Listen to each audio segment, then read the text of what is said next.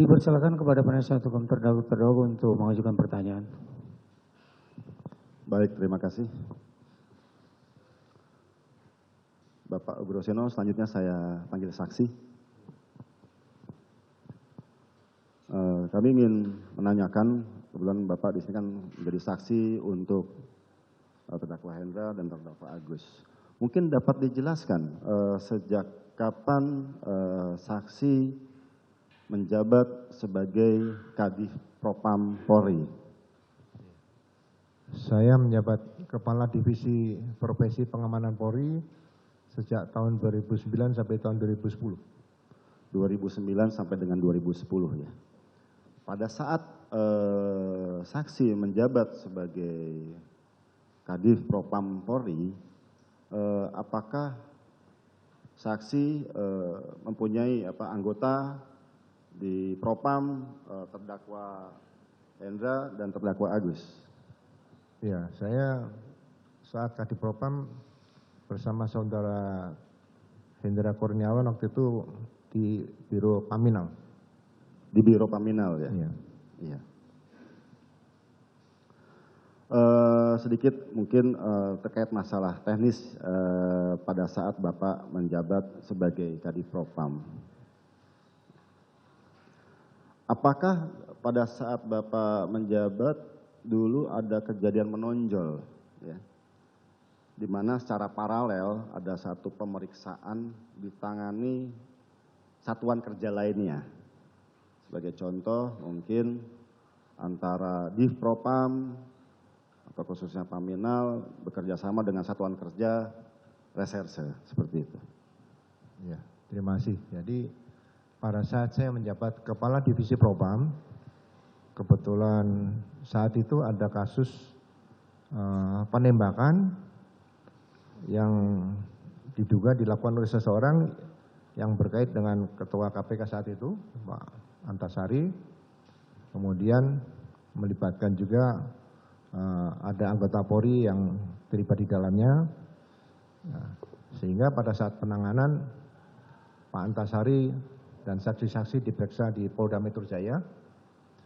Kemudian saya mendapat perintah dari Pak Kapolri waktu itu untuk segera mengamankan Kombes B dengan arahan Pak Kapolri, hati-hati dengan senjatanya.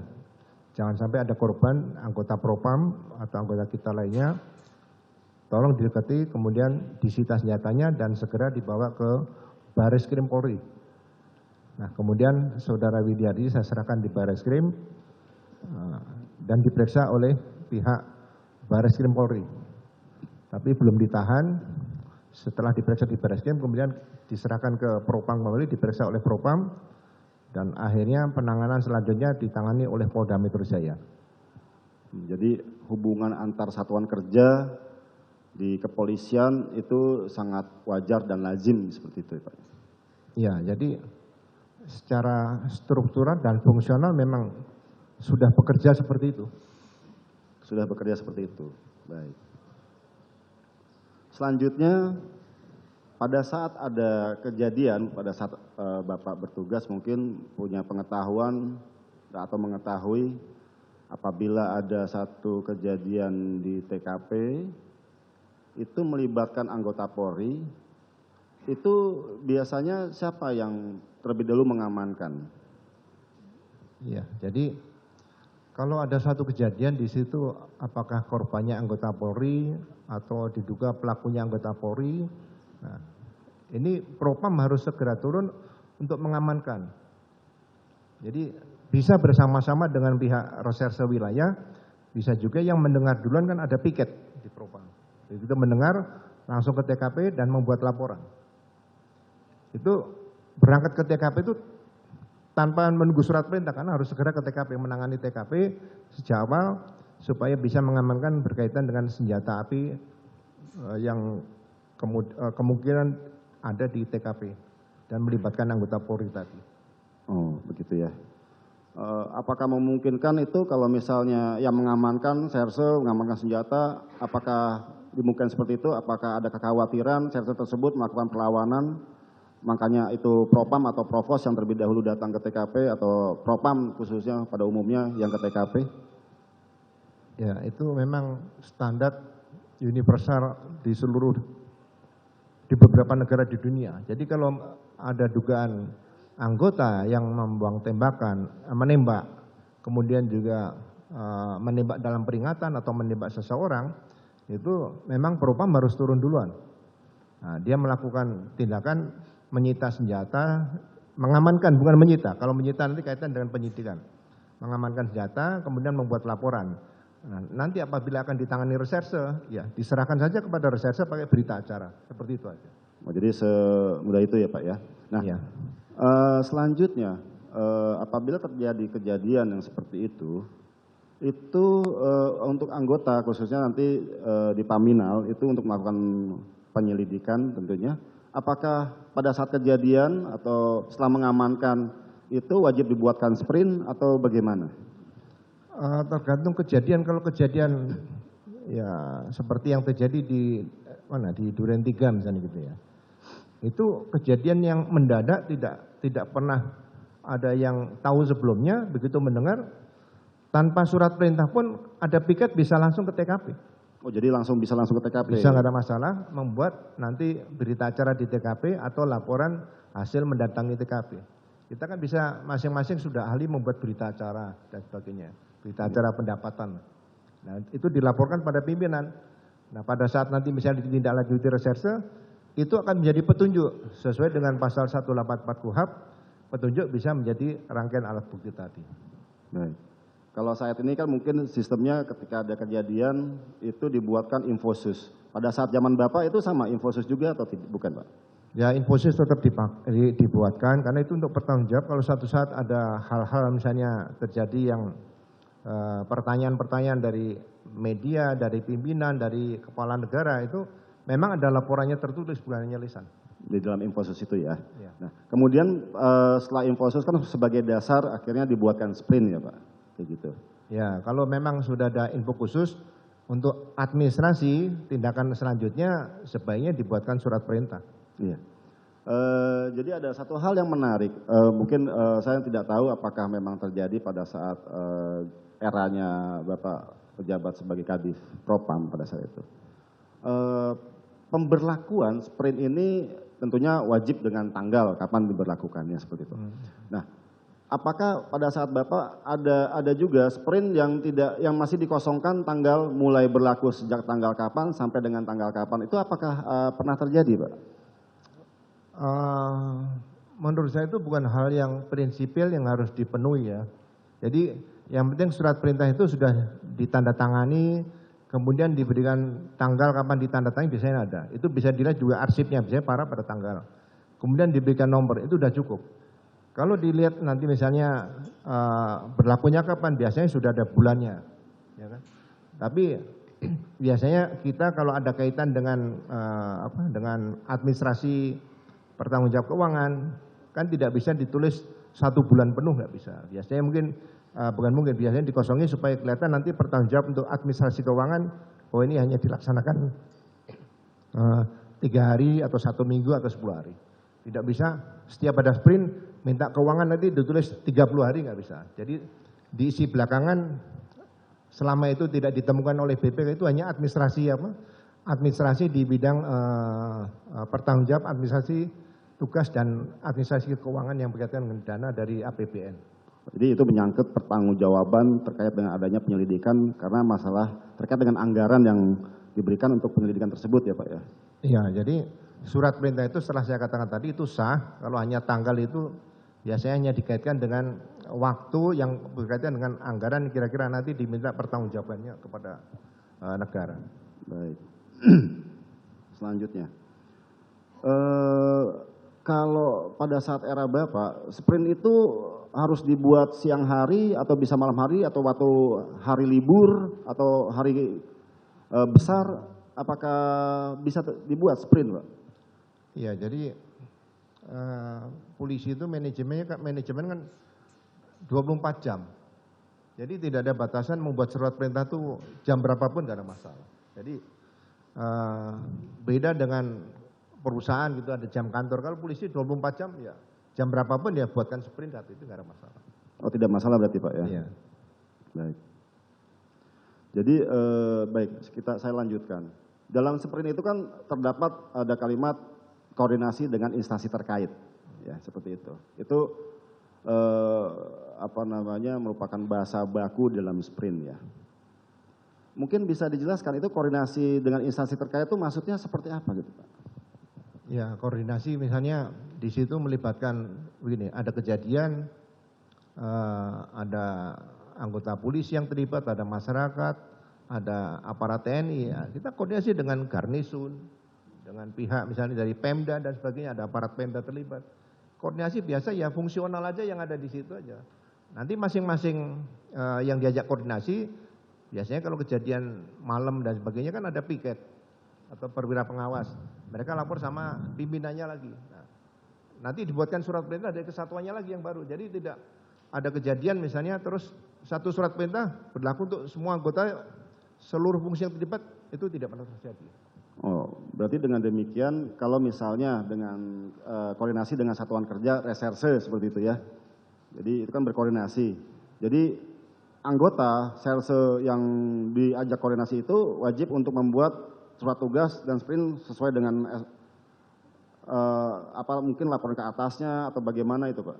Ya. Atau harus dilengkapi, itu apakah surat perintah yang mungkin Paminal punya itu bisa untuk membuat sprint ke satuan kerja lain ya? Itu tidak pernah terjadi karena mereka kan ada anggaran masing-masing, ada pertanggung jawab masing-masing. Jadi Satker yang koordinasi tadi yang diajak kerjasama juga, pimpinannya harus menerbitkan surat perintah baru lagi untuk anggotanya sendiri. Jadi itu kembali ke masing-masing satuan kerja ya? Ya, jadi kalau misalnya berangkat tugas ya operasi di Papua atau di Aceh, itu yang ambil alih surat perintah adalah asisten operasi Kapolri itu asisten operasi yang bikin surat perintah melibatkan semuanya. Tapi kalau masih berkaitan dengan fungsi masing-masing ya cukup satuan yang bersangkutan. Satuan, berarti satuan yang bersangkutan yang membekali dirinya untuk surat tugas apapun sprint itu ya Pak ya. Baik. Pada masa jabatan Bapak ini apakah pernah menangani atau pada saat penyelidikan itu terkait dengan petunjuk CCTV ataupun DVR seperti itu? Kalau memang pernah, bagaimana cara penanganannya atau pengamanannya lah seperti itu?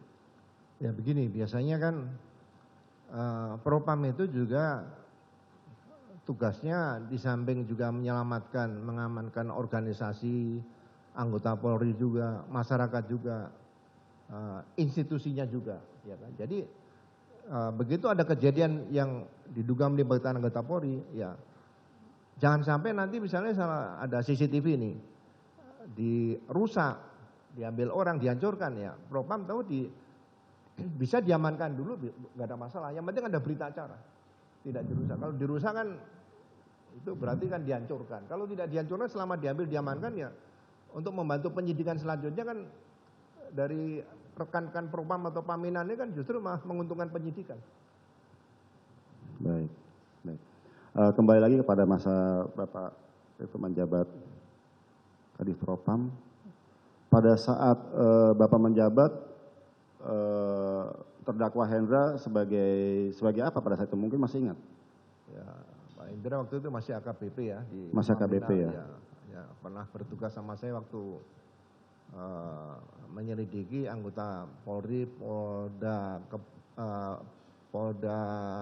Kepulauan Riau melakukan perompakan di wilayah perairan Malaysia. Sama saya, Hendra berangkat ke Malaysia untuk melakukan penyelidikan bersama itu. Bagaimana pada saat Pak Hendra berdinas dengan Bapak itu kinerjanya seperti apa? Ya, menurut saya sangat luar biasa karena ya, saya lihat bahasa Inggrisnya bagus. Jadi saya bisa bahasa Inggris tapi tidak sebagus Hendra. Gitu loh. Jadi kan dari Malaysia kita pergi ke Singapura yang melintas ini. Ya Hendra di depan, saya di belakang, jangan saya di depan nanti nggak bisa terus-terusan. Jadi selama dengan saya memang integritasnya ya mohon maaf tinggi lah. Terkait dengan etos kerja terdakwa Hendra itu gimana menurut pengalaman ahli pada situ? Apakah cuma manut-manut aja diperintah, siap, laksanakan atau bagaimana atau seperti apa? Mungkin ada pada saat waktu itu Bapak memerintahkan Hendra seperti itu. Ya, dia kalau ada misalnya ada informasi dari luar, saya panggil Hendra sebagai pamina, tolong dipertegas. Misalnya saya ngambil langkah, Hendra, kamu segera lakukan, dekati orangnya, kamu periksa. Nah, dia satu-satunya perwira yang berani menyatakan, mohon izin jenderal kalau bisa jangan langsung ke sana, nanti kami akan menyelidiki dulu bagaimana seharusnya kami mendekati orang itu.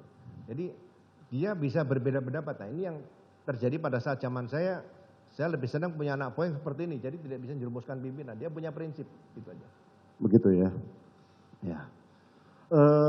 Terakhir kita mendapat informasi juga bahwa Pak Hendra ini mendapatkan 3 pin emas, ya kan, gitu, sampai 3. Itu apa yang saksi ketahui tentang pin emas? Saya tidak mengikuti pin emas, tapi pin emas zaman Kapolri saya mungkin saya tidak tahu ya, mungkin penghargaan kepada anggota-anggota yang punya prestasi sangat luar biasa mendapatkan pin emas tersebut ya. Tapi zaman saya dulu belum ada. Oh, zaman Bapak belum ada ya, belum dikasih ya. Baik. Selanjutnya, kalau misalnya satuan kerja di reserse, ada anggota ya, satuan kerja di reserse, dia kan bersifat organik di satuan kerjanya, itu ditempatkan di satuan kerja yang lainnya. Berarti di BKO kan lah. Dalam hal ini kalau dalam kasus lingkaran kasus 340 ini itu kan almarhum Yosua itu adalah organiknya di Tipidum, ya kan gitu. Dia ditempatkan di BKO kan di Propam. Nah, kalau misalnya ada kejadian sama orang yang bersangkutan tersebut, itu yang mempunyai satu lingkup tanggung jawab terkait dengan anggota tersebut, apakah tetap Propam karena dia BKO di Propam atau di Pidum juga? Ya seharusnya dia organik di mana? Kalau BKO kan hanya sementara yang melaksanakan tugas. Iya. Jadi seharusnya organisasi yang organik yang bersangkutan lah yang bertanggung jawab kalau ada apa-apa. Oh begitu ya. Ya, jadi di Propam itu kan yang menggunakan dia saja sementara. Oh iya, karena memang ada satu di apa namanya rangkaian kasus ini pada saat itu ada orang di Tipidum di Jatanras pada saat kejadian datang juga ke TKP seperti itu. Jadi itu adalah bentuk satu tanggung jawab juga. Kepedulian gitu, kepedulian atas anggotanya yang saat itu ada terjadi penembakan seperti itu. Itu wajar seperti itu ya? Ya sebetulnya kalau ada kejadian kan ada wilayah dulu yang pertama turun. Ya. Ya kan? Jadi kalau wilayah sudah turun, kalau biasanya menyangkut kasusnya itu mempunyai perhatian yang tinggi dari masyarakat misalnya. Itu semua fungsi tidak langsung masuk ke TKP yang menangani adalah wilayah, lokus delikti di situ. Jadi pihak-pihak lain yang datang ke situ mungkin bisa memberikan saran dan sebagainya. Jadi penanganannya itu harus mengedepankan wilayah dulu yang bekerja. Baik. Jadi tapi terkait dengan pertanggungjawaban dia organik di mana dia berasal itu menjadi satu tanggung jawab organiknya itu tersebut ya. Iya, tetap tanggung jawab. Kepedulian mungkin ya seperti itu ya. Baik.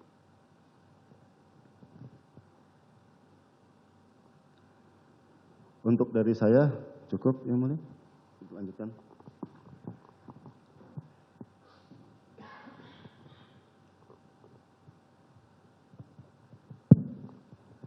Terima kasih yang mulia, izin melanjutkan. Bapak Ugroseno, selanjutnya saya panggil saksi ya Pak.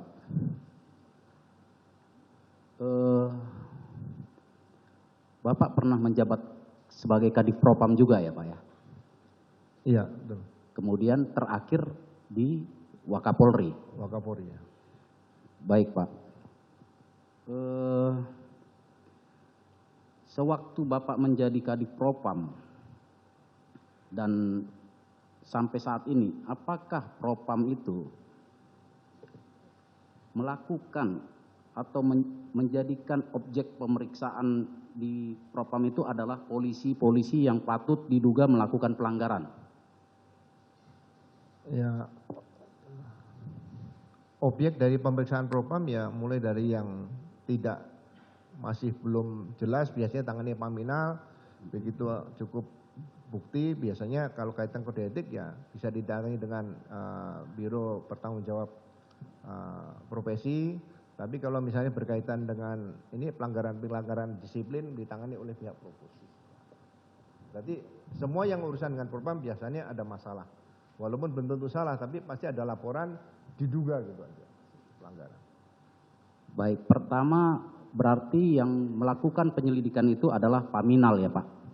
Ya, Paminal itu biasanya kemampuan orang intelijen banyak di Paminal di sini digunakan. Jadi Paminal itu nggak dikenal orang, tapi kayak ya, seperti silent operation gitu. Jadi dia akan menyelidiki tanpa menyentuh objek. Itu Paminal. Baik Pak. Paminal itu di mana terakhir yang menjabat Karo ini adalah terdakwa HK ya Pak ya. Kemudian Pak, saya ingin bertanya lagi, apabila di Paminal itu ada seseorang polisi yang sedang diperiksa dan kemudian hasil pemeriksaan di Paminal itu sudah dinyatakan terbukti melakukan pelanggaran dan sudah dilimpahkan ke Waprov, tinggal menunggu proses dari Waprov, apakah di PTDH atau apa. Tetapi di Paminal itu sudah selesai dengan dinyatakan terbukti melakukan pelanggaran. Kemudian orang tersebut menjadi pemeriksa kembali atau ditunjuk untuk memeriksa terdakwa HK untuk kasus yang juga tidak dikehendaki oleh terdakwa HK ini. Apakah itu boleh, Pak? Ya. Saya pernah menangani seorang perwira tinggi dengan diduga alat bukti yang saya temukan melalui Paminal waktu itu, dia melakukan dugaan-dugaan yang mengarah ke pidana. Langsung saya buatkan nota dinas kepada Kapolri, mohon dinonaktifkan pejabat atau perwira tinggi tersebut dalam rangka pemeriksaan Propam. Dan itu kemudian dikeluarkan surat keputusan Kapolri yang bersangkutan dinonaktifkan dulu, dinonaktifkan. Jadi tidak boleh melakukan kegiatan, apalagi melakukan suatu penyidikan seperti itu. Ini bisa ada hal-hal yang, apalagi sudah pernah diperiksa Propam sebelumnya, ini kan ada konflik of interest. Ini sebetulnya jangan sampai terjadi. Kalau menurut saya, ya apa yang dilakukan itu udah cacat hukum menurut saya. Oh, faktanya orang tersebut, saya sebutkan saja Kombes Pardede, menjadi penyidik di urusan ini, di cyber ini. Ya, seharusnya bisa dilaporkan oleh dari penasihat hukum agar dilakukan tindakan keperupaman kembali kepada atasan yang bersangkutan dan yang bersangkutan untuk pemeriksaan Propam untuk penanganan lebih lanjut. Jadi kasus pertama masih belum jalan, tambah kasus kedua. Baik, Pak Saksi, saya bacakan ini pasal 14 huruf M Perkap tentang kode etik profesi Polri. Ya, Perpol. Setiap anggota Polri dalam melaksanakan tugas penegakan hukum sebagai penyelidik, penyidik pembantu, dan penyidik dilarang menangani perkara yang berpotensi menimbulkan konflik kepentingan. Apakah dengan seorang terduga pelanggar yang sudah terbukti di Paminal, kemudian menjadi penyidik di perkara yang melibatkan terdakwa HK, apakah menyalahi aturan ini? Ya, justru itu, kalau ada isu seperti itu, menurut saya, ya, Paminal yang sekarang ini turun, kemudian melakukan langkah-langkah, siapa yang memerintahkan orang yang bermasalah tadi untuk melakukan tindakan-tindakan kepolisian, misalnya melakukan pemeriksaan. Ini masalah menarik supaya ke depan nanti hal seperti itu tidak terjadi lagi demi organisasi Polri yang lebih baik yang kita cintai ke depan. Baik, saksi. Terkait hasil pemeriksaan yang dilakukan oleh oknum tadi, apakah patut diduga tidak sah atau ada kepentingan di dalamnya? Ya sekarang bisa diuji nanti kalau dia dilaporkan ke Propam. Menurut saya berita acara seperti ini ada motif apa? Ya, nyatakan saya tidak sah, kemudian ditangani oleh Propam. Dilaporkan bahwa berita acara ini tidak sah, laporkan Propam di proses selanjutnya, gitu saja. Terima kasih saksi. Untuk sementara cukup dari saya. Ya, masih. Satu lagi. Silakan. Terima kasih. Tadi saya terlewat. Tadi saksi kan menjabat dari sejak 2009 sampai dengan 2010 ya. Pada saat saksi menjabat itu terdakwa Hendra sudah menjabat juga di sana? Sudah Ya? Nominal ya. Ya. Karena sampai dengan saat ini ternyata biasanya orang masuk Paminal buat mungkin stepping stone, habis itu jadi Kapolres dan lain sebagainya. Ternyata sampai dengan 2009-2010 Bapak menjabat Kadif Propam, sampai dengan saat ini terakhir jabatannya terdakwa sebagai Karo Paminal dan tidak pernah pindah-pindah lagi selain di Paminal. Itu menurut pengalaman dari saksi itu ada nggak polisi seperti itu, hobinya di Paminal terus? Biasanya orang kan mau nyari tempat-tempat yang lebih baik gitu.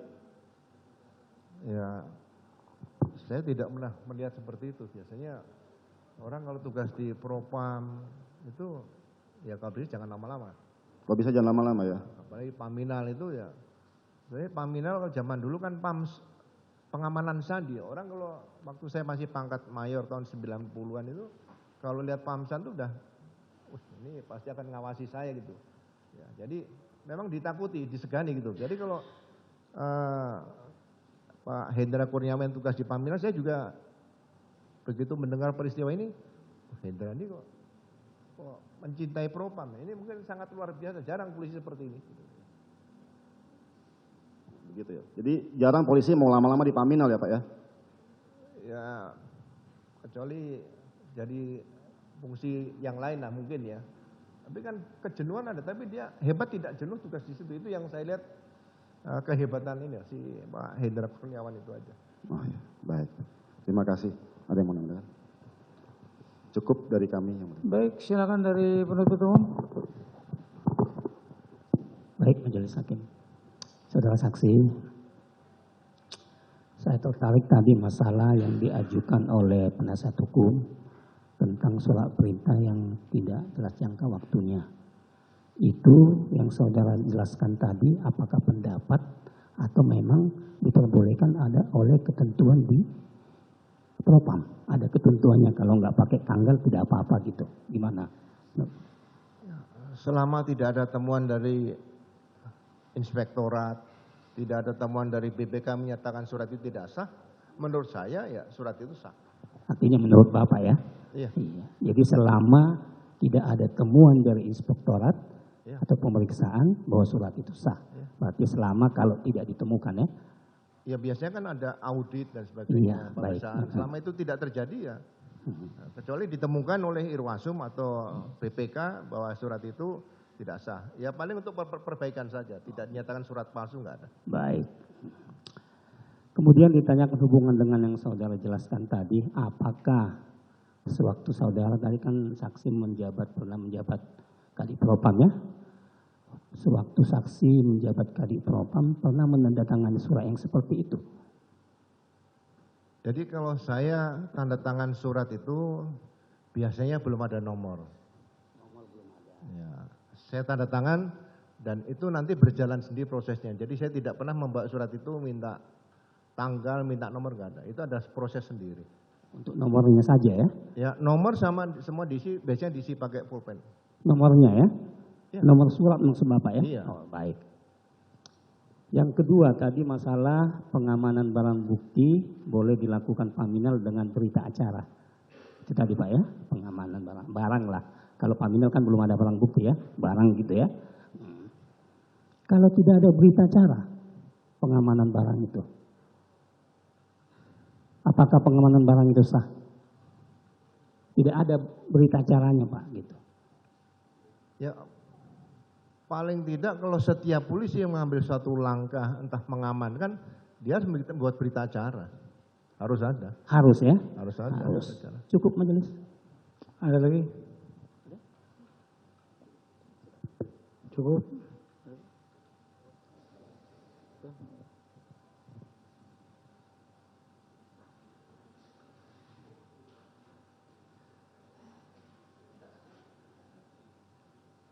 Saya sedikit aja, saudara saksi ya, terkait dengan soal garis tanggung jawab dan garis koordinasi antara unit.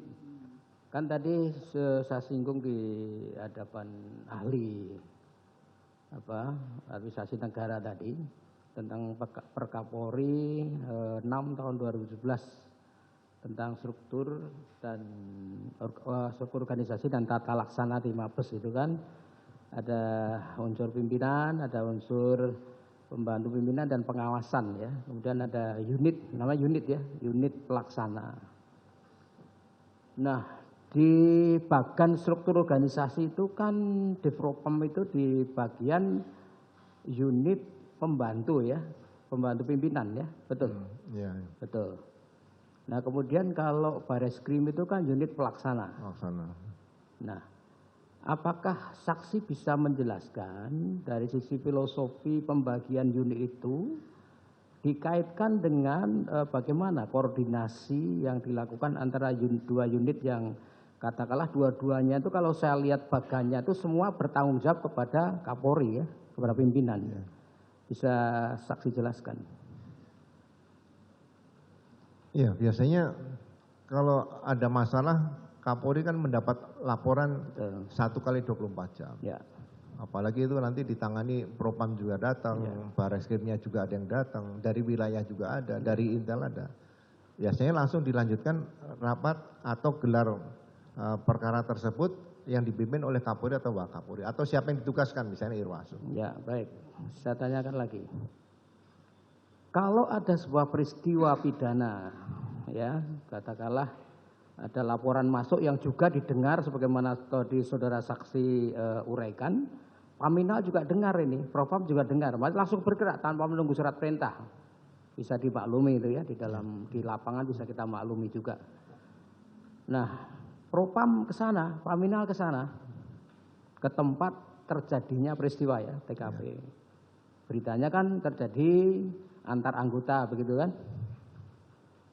Propam ke sana, Paminal ke sana, tapi di sana juga sudah ada unsur dari reskrim. Ya.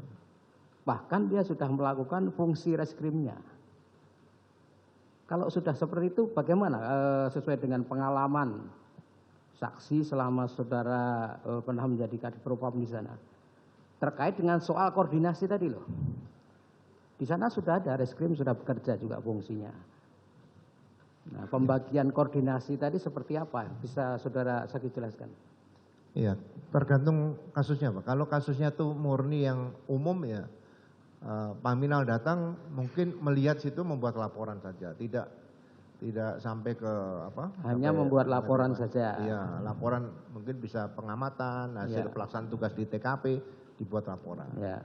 Tapi kalau menyangkut ada bahan keterangan dalam konteks Paminal kan bahan keterangan bukan barang bukti itu. Iya. Oh, keterangan aja, bukan barang bukti, tidak nangani barang bukti. Iya, keterangan saja kan? Iya, tidak mengganggu situ. Tidak Tapi mengganggu. Kalau berkaitan diduga ada anggota yang terlibat, mungkin jadi korban atau jadi pelaku, ada dengan senjata api dan sebagainya, biasanya bukan hanya Paminal, Propam itu termasuk Paminal, ya datang ke TKP yang diamankan senjata itu dulu. Tapi kalau wilayah itu kalau ada anggota terlibat. Tapi kalau tidak ada anggota terlibat, ada senjata api ya ditangani wilayah saja. Ya. Nah kan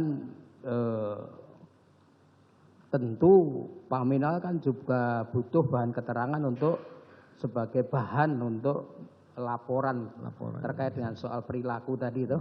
Nah, pertanyaannya, bahan keterangan itu kalau katakanlah itu beririsan atau justru dibutuhkan untuk proses fungsi reskrim tadi bagaimana?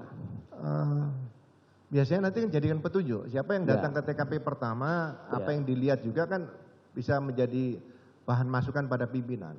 Tapi kan kalau dijadikan saksi kemungkinan kecil tidak, karena sesuai dengan KUHP, saksi kan hanya melihat, mendengar atau mengalami sendiri. Ya. Dia hanya membuat laporan. Mungkin pada saat suatu gelar itu hanya bisa dapat menjadi masukan pimpinan aja lah. Ya. Artinya irisan batas kewenangan itu sudah nampak jelas sekali ya. Iya. Oh ini urusan Paminal, oh ini urusan reskrim untuk kaitannya dengan soal peristiwa pidana itu. Ya, jadi mohon maaf Pak Ya. Hakim. Jadi kalau ada kejadian itu mungkin ada polis lain itu batasnya Betul. kan di situ. Jadi Betul. tidak boleh setiap orang masuk TKP Ya. di situ. Jadi kalau masuk TKP, polisi masuk TKP ngacak-ngacak juga senanya itu ya mungkin pengetahuannya kurang saja. Tapi sebenarnya ada batasan-batasan yang di mana dia berperan di mana itu sudah jelas. Ya itu tadi karena saya kaitkan dengan soal struktur bahkan tadi antara unit pelaksana, antara unit pengawas dan Ya, tadi. siap. Ya, cukup. Baik, terima kasih untuk keterangan Anda. Siap Pak. Ini KTP-nya Bapak? Ya.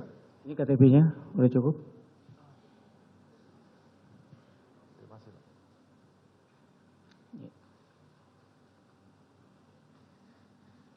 Silakan duduk.